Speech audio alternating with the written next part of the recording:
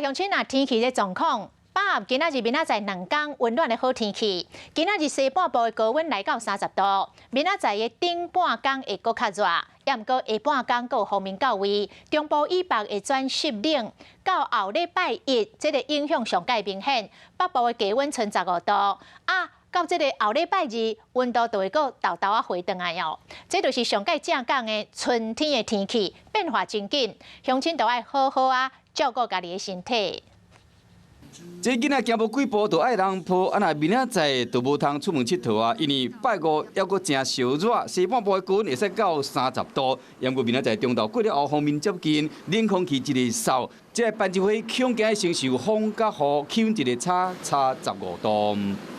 那预计这一波凉冷空气影响最明显的时间，大致上就是会在礼拜一的附近。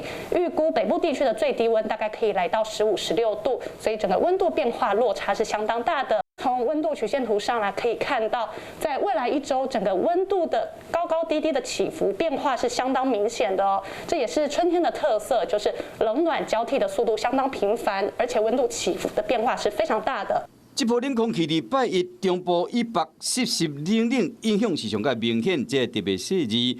今日高温30度，出日头，明仔载早起会搁较热，不过明仔下晡就变天。中部以北是会落雨，礼拜甲拜一冷空气一个吹，北部是湿搁冷，气温剩15度。